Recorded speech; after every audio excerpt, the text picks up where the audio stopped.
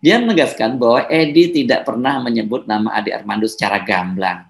Selamat Aryadi menyarankan agar Ade Armando fokus pada pengusutan para pelaku pengeroyokan. Selain itu, Selamat Aryadi juga menyarankan kuasa hukum meminta kejelasan perihal status Ade Armando sebagai tersangka dalam kasus penistaan agama.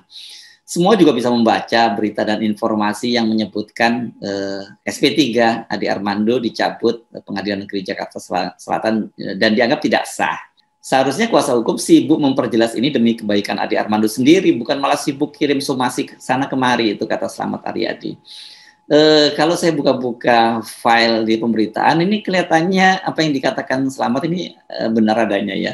Karena hingga saat ini bila mengacu kepada keputusan Pengadilan Negeri Jakarta Selatan, status Ade Armando itu adalah tersangka dalam kasus dugaan pelanggaran Undang-Undang ITE berkaitan dengan unggahan yang dinilai merupakan penistaan agama.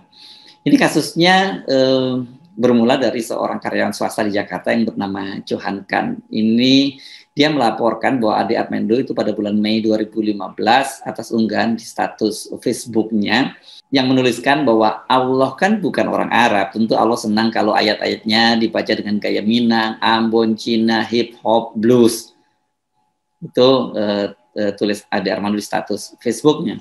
Polisi akhirnya menetapkan Ade Armando sebagai tersangka pada bulan Januari tahun 2017. Ia dijerat pasal 28 ayat 2 Undang-Undang nomor 19 tahun 2016 tentang informasi dan transaksi elektronik atau ITE. Namun pada 21 Februari ini, jadi kira-kira ya 1 bulan berselang lah, Direktur Reskrimsus Polda Metro Jaya menyatakan bahwa kasus Ade Armando telah dihentikan. Polisi beralasan penerbitan SP3 ini, SP3 surat perintah penghentian penyidikan ya, itu dilakukan lantaran tidak ditemukan unsur pidana pada perkara tersebut. Tak puas dengan keputusan Polda Metro Jaya, Johan Kan kemudian menggugat ke Pengadilan Negeri Jakarta Selatan. Nah, pada bulan September 2017, Hakim Tunggal Aris Bawono Langgeng memutuskan penerbitan SP3 atas dugaan pelanggaran Undang-Undang Informasi dan Transaksi Elektronik atau Undang-Undang ITE atas Ade Armando itu tidak sah. Dengan begitu status Ade Armando kembali menjadi tersangka. Nah, walaupun sudah berstatus tersangka, sampai sekarang lebih dari 4 tahun berselang kasus Ade belum diproses dan dibawa ke pengadilan.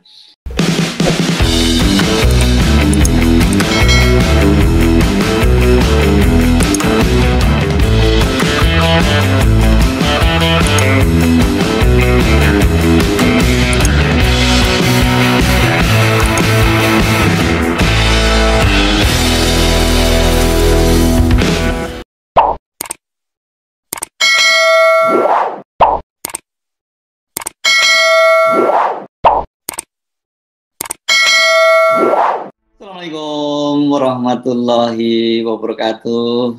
Apa kabar Anda semua? Semoga selalu dalam keadaan sehat walafiat dan tetap bersemangat dalam menjalankan ibadah saum bulan Ramadan. Senang sekali saya Hasbun Arif dari Forum News Network bisa kembali menjumpai Anda semua.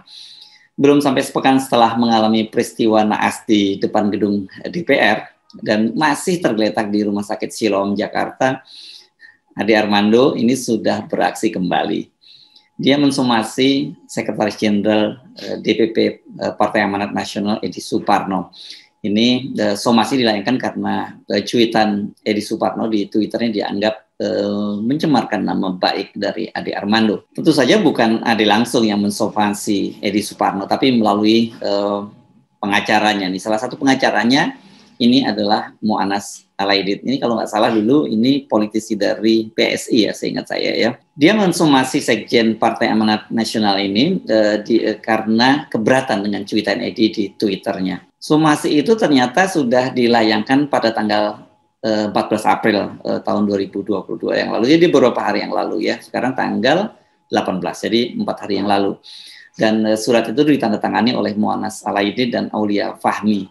Ini terdapat 4 poin yang disampaikan. Ini pertama, bahwa Ade Armando tidak pernah dinyatakan sebagai dalam kurung berstatus tersangka dari pihak kepolisian terkait laporan dugaan penistaan agama. Laporan tersebut katanya sudah dinyatakan SP3 oleh Polda Metro Jaya.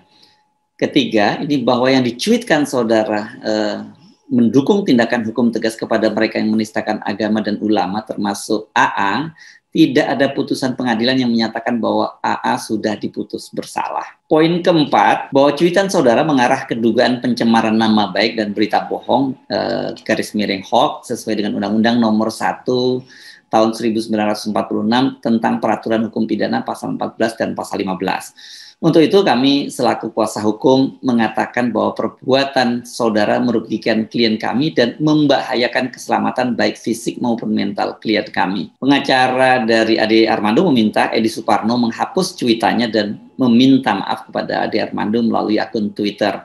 Dan mereka ini memberikan waktu 3 kali 24 jam kepada Edi Suparno untuk menjawab somasi. Bila dalam kurun waktu tersebut tidak ada etikat baik, mereka berencana melayangkan gugatan pidana dan perdata kepada Edi. Ya, ini kalau kita hitung berarti memang sudah lebih dari 3 kali 24 jam dan kabarnya sih mereka hari ini, hari Senin itu akan melaporkan Edi Suparno ke Polda Metro Jaya. Apa sih sesungguhnya cuitan dari Edi Suparno sehingga Ade Armando sampai bertindak cepat ini tanpa perlu menunggu dia lebih sehat dulu, keluar dari rumah sakit dulu, kemudian ditelaah kasusnya. Rupanya dianggap ini cukup serius sekali ya, sehingga mereka bergerak cepat. Jadi bunyinya Twitternya yang diunggah oleh akun @edi_suparno ini pada tanggal 12 April ya. Saya mendukung pengusutan dan tindakan hukum kepada pelaku kekerasan terhadap AA. Tapi saya juga mendukung tindakan hukum yang tegas kepada mereka yang menistakan agama dan ulama, termasuk AA. Itu cuitan dari Edi Suparno. Menanggapi somasi yang disampaikan oleh Ade Armando, DPP Partai Amanat Nasional itu langsung pasang badan. Ini saya kutip dari CNN ya. Ketum dan sekjen adalah simbol dan kehormatan partai. Jika ada tuduhan terhadap mereka berarti berurusan dengan lembaga dan bukan lagi individu. Kami di PAN akan merespon dengan tindakan yang terukur, bermartabat, dan dalam koridor hukum yang berlaku. Itu statement dari Wakil Sekjen Slamet Aryadi. Slamet menilai somasi yang dilayangkan oleh Ade Armando ini, oleh pengacara Ade Armando ini salah alamat. Menurut dia, Ade Armando dan kuasa hukumnya hanya menyimpulkan sendiri cuitan Edi dengan menganggap inisial AA sebagai Ade Armando. Ini memang bahasa hukum ya. Anda mungkin boleh protes ya. Dengan lihat konteksnya inisial AA itu orang akan tahu belakang bahwa itu Ade Armando. Tapi dalam bahasa hukum itu bisa berbeda loh ya. Dia menegaskan bahwa Edi tidak pernah menyebut nama Ade Armando secara gamblang. Slamet Aryadi menyarankan agar Ade Armando fokus pada pengusutan para pelaku pengeroyokan. Selain itu, Slamet Aryadi juga menyarankan kuasa hukum meminta kejelasan perihal status Ade Armando sebagai tersangka dalam kasus penistaan agama. Semua juga bisa membaca berita dan informasi yang menyebutkan SP3 Ade Armando dicabut Pengadilan Negeri Jakarta Selatan dan dianggap tidak sah. Seharusnya kuasa hukum sibuk memperjelas ini demi kebaikan Ade Armando sendiri, bukan malah sibuk kirim somasi ke sana kemari, itu kata Slamet Aryadi. Kalau saya buka-buka file di pemberitaan, ini kelihatannya apa yang dikatakan Slamet ini benar adanya ya. Karena hingga saat ini bila mengacu kepada keputusan Pengadilan Negeri Jakarta Selatan, status Ade Armando itu adalah tersangka dalam kasus dugaan pelanggaran Undang-Undang ITE berkaitan dengan unggahan yang dinilai merupakan penistaan agama.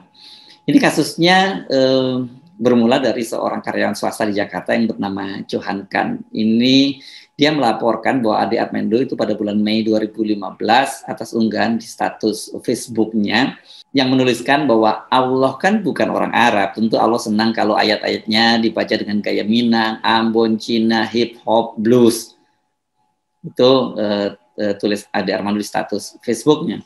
Polisi akhirnya menetapkan Ade Armando sebagai tersangka pada bulan Januari tahun 2017. Ia dijerat pasal 28 ayat 2 Undang-Undang Nomor 19 tahun 2016 tentang informasi dan transaksi elektronik atau ITE. Namun pada 21 Februari ini, jadi kira-kira ya 1 bulan berselang lah, Direktur Reskrimsus Polda Metro Jaya menyatakan bahwa kasus Ade Armando telah dihentikan. Polisi beralasan penerbitan SP3 ini, SP3 surat perintah penghentian penyidikan ya, itu dilakukan lantaran tidak ditemukan unsur pidana pada perkara tersebut. Tak puas dengan keputusan Polda Metro Jaya, Johan kan kemudian menggugat ke Pengadilan Negeri Jakarta Selatan. Nah, pada bulan September 2017, Hakim Tunggal Aris Bawono Langgeng memutuskan penerbitan SP3 atas dugaan pelanggaran Undang-Undang Informasi dan Transaksi Elektronik atau Undang-Undang ITE atas Ade Armando itu tidak sah. Dengan begitu, status Ade Armando kembali menjadi tersangka. Nah, walaupun sudah berstatus tersangka, sampai sekarang lebih dari 4 tahun berselang kasus Ade belum diproses dan dibawa ke pengadilan. Ini saya kok belum bertemu ya dengan apakah kemudian ada status baru dari Ade Armando. Kalau saya bongkar-bongkar di media itu apakah kemudian diterbitkan SP3 kembali. Nah, ini saya belum dapat update-nya gitu. Jadi kalau Anda menemukan fakta itu Anda silakan melakukan ralat ya, karena kalau dengan membaca status itu tadi berarti bisa jadi somasi dari pengacara Ade Armando ini nggak tepat ya, Sekjen Edi Suparno. Kenapa? Karena pertama tadi status Ade Armando itu sudah di SP3-nya sudah dibatalkan, berarti dia kembali menjadi tersangka. Dan kedua, memang disebutkan bahwa dia tidak menyebut langsung nama Ade Armando, tetapi menjadi nama AA saja. Selain Sekjen PAN Edi Suparno, peristiwa pengeroyokan Ade Armando ini juga menyeret seorang profesor dari Universitas Gadjah Mada bernama Profesor Karnawijaya. Guru besar ilmu kimia di Fakultas di Fakultas MIPA UGM itu dibully di media sosial, bahkan juga di doxing karena unggahannya di Facebook berkaitan dengan peristiwa pengeroyokan Ade Armando. Yang nemu celananya jangan lupa dikembalikan ya, mau dipakai ngajar, itu kata Karnawijaya dalam unggahannya, itu yang viral di media sosial. Unggahan yang sudah dihapus itu rupanya sempat di capture, di screenshot, dan kemudian disebarkan di dunia maya. Nah, tadi saya sebut selain dibully, Profesor Karnawijaya ini juga menjadi korban doxing. Ini data-data pribadinya dibongkar di media sosial. Karena juga disebutkan sebagai sebagai kelompok radikal, dan yang cukup berat disebutkan bahwa orang tuanya itu terlibat dalam Negara Islam Indonesia (NII). Ini berkaitan DI, TI, NII atau Negara Islam Indonesia. Nah, hari Senin ini tadi ini karena kasus itu karena sudah diperiksa oleh Dewan Kehormatan berkaitan dengan pelanggaran kode etik. Namun keputusannya dia tetap diperkenankan mengajar.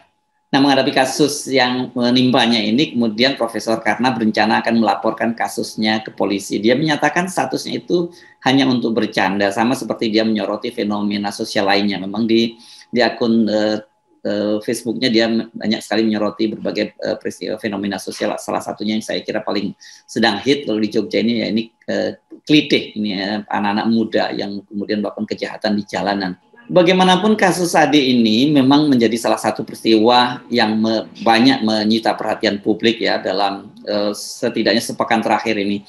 Kalau kita amati pemberitaan di media dan perbincangan di media sosial ini bahkan mengalahkan aksi unjuk rasa mahasiswa yang berlangsung secara masif di seluruh Indonesia. Bayangkan, ada satu peristiwa seorang Ade Armando itu bisa mengalahkan unjuk rasa yang terjadi di berbagai daerah sampai kota-kota kecil di seluruh Indonesia. Ini menunjukkan betapa publik sangat menaruh perhatian terhadap peristiwa yang menimpa Ade Armando. Dibicarakan di mana-mana, bahkan kemudian menjadi trending topik berhari-hari. Ada yang membicarakannya secara serius, tapi saya lihat banyak juga yang menjadikannya bahan candaan atau dalam bahasa Pak Profesor tadi sebagai guyonan saja. Kalau semua mau dipersoalkan oleh Ade Armando atau pengacaranya, dipastikan mereka tak akan punya cukup waktu dan cukup tenaga ya untuk melayaninya. Ini banyak sekali seperti air bah. Ini memang fenomena di era digital itu. Nah, apakah sebenarnya tidak lebih baik kalau Ade Armando itu fokus pada penanganan kesehatan yang mengalami luka sangat serius?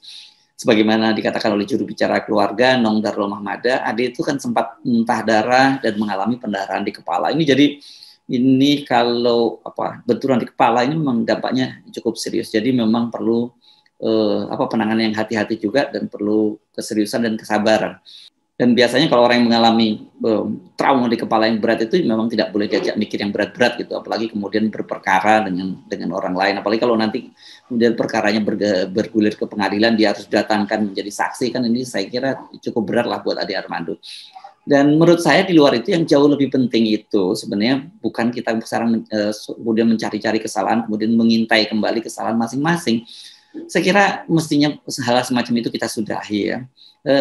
Kita harusnya mulai sama-sama menangani persoalan serius yang mengakibatkan terjadinya penganiayaan terhadap Ade Armando, yakni terjadinya pembelahan masyarakat yang kemudian memunculkan sebagai prasangka, antipati, kemudian sikap bermusuhan, dan yang tadi itu kemudian berwujud pada aksi kekerasan terhadap Ade Armando.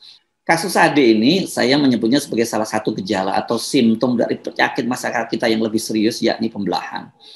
Bila tidak sama-sama kita bereskan persoalan utamanya, ini penyakit utamanya, maka peristiwa buruk yang dialami Ade Armando itu bisa kembali berulang, bahkan mungkin dalam skala yang jauh lebih besar. Dan itu tidak hanya terjadi pada para buzzer mendukung pemerintah, tapi bisa juga terjadi pada sebaliknya, pada kelompok oposisi. Jadi saya sih menyarankan agar peristiwa semacam ini tidak perlu kita perpanjang gitu, kemudian kita cari-cari kesalahan. Kita sepakat bahwa kita tentu saja mengutuk peristiwa kekerasan semacam ini tidak boleh dilakukan kepada siapapun, bukan hanya pada Ade Armando, kepada para buzzer dan lain-lain. Tapi semua warga Indonesia tidak boleh mengalami peristiwa seperti yang dialami oleh Ade Armando, karena ini menurut saya peristiwa ini juga melawan hak asasi manusia ya, bertentangan dengan masalah-masalah kemanusiaan. Bagaimana seorang figur yang cukup sebenarnya terhormat ya pada Ade Armando, seorang pengajar dengan gelar akademis yang mentereng, S3, doktor gitu, kemudian dipermalukan, ditelanjangi di depan umum, dan auratnya kemudian menyebar kemana-mana, bukan hanya di Indonesia tapi seluruh dunia. Ini menurut saya tidak boleh terjadi lagi. Saya Sunarif dari Forum News Network. Sampai jumpa lagi. Wassalamualaikum warahmatullahi wabarakatuh.